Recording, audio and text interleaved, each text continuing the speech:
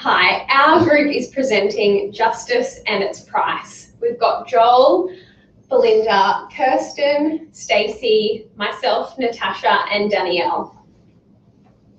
When you hear the words access to justice, you may think of the ability of a person to achieve a just result. By its most simple definition, this is exactly what access to justice is, though the concept is far broader. Access to justice includes the ability of a person to not only achieve a just outcome to a legal problem, it also includes the ability of all members of society to protect their existing rights and interests by having equal access to legal advice and services, the ability of all to be able to participate effectively in the legal system, and the ability to participate in law reform processes.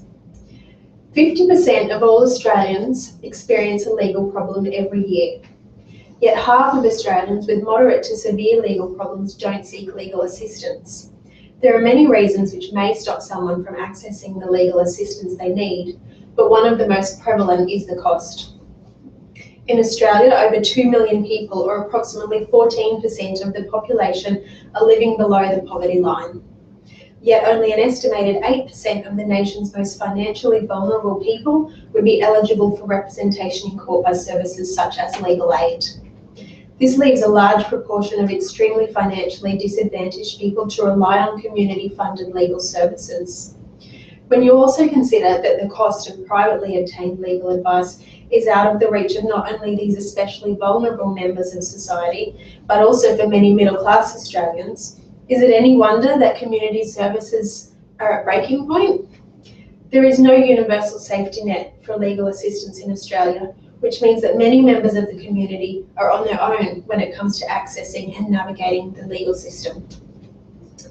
Through our research, we found some very significant numbers and factors. After looking into the budget, we found that $15 million was cut from legal aid in the 2014-15 budget, and $6 million was cut from community legal centres. Some other really significant factors that we came across in our research, which others will talk to tonight, was that 14% of Australians do live below the poverty line, and 50% of adults face legal problems every year.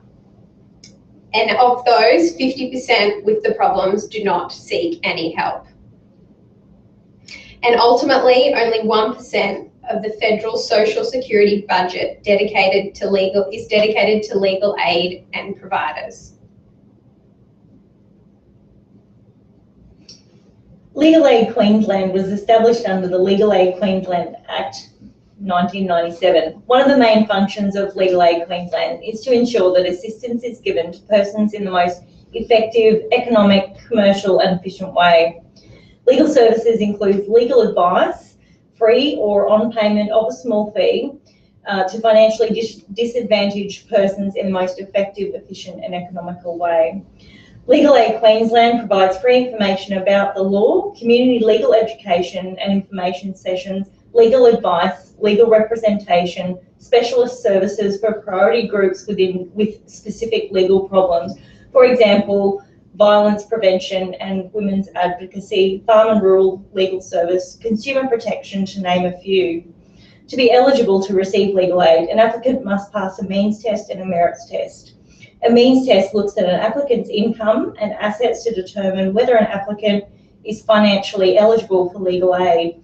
A merits test considers the legal and factual merits of the case and whether it is likely to succeed or fail if it goes to court.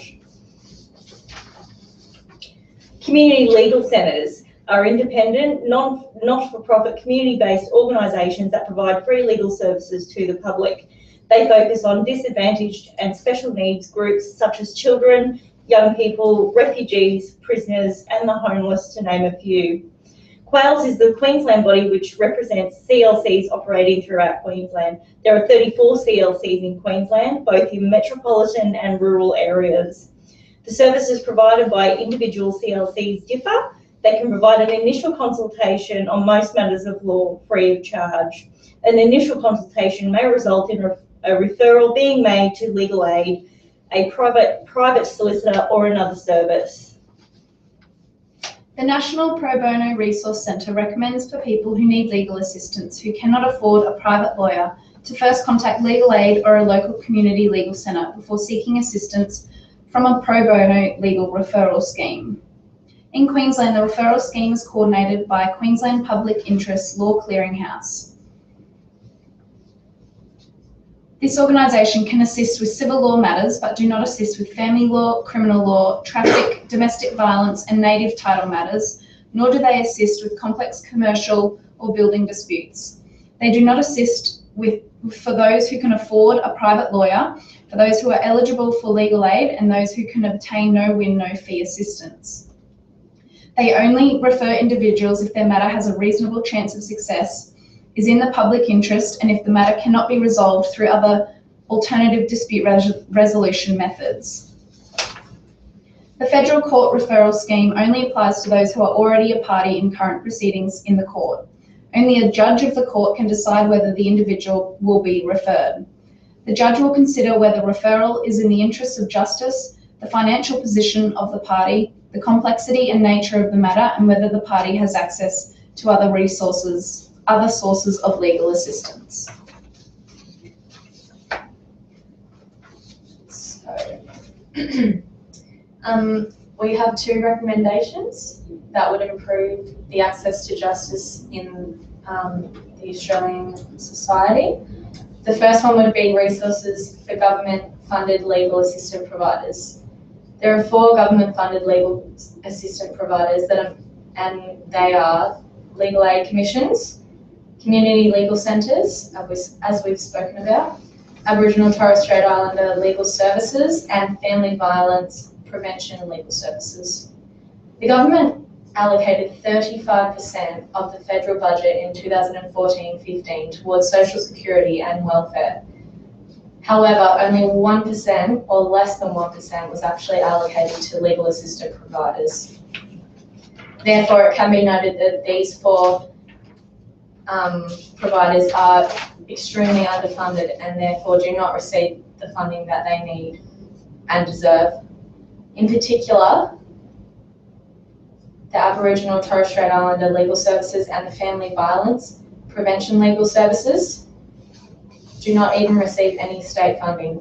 They're purely federal, and they also have 22 officers collectively, and therefore the lacking of the state assistance it can be prominently seen.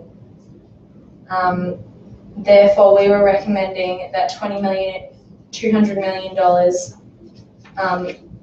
be provided to the government-funded legal assistant providers, making 400,000 people and 10% of households now will be eligible for legal aid. Another suggestion we've put forward is promoting alternative dispute resolution. While traditional litigation often comes to mind when faced with a legal problem, it's often too destructive, inefficient, or costly. ADR options estimated that you can save up to 95% of the costs that are outlaid when going through traditional litigation.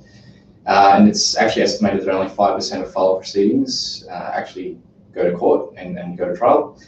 And it's approximately 80 to 90% of civil matters entering court are actually settled far before the hearing or the judgment.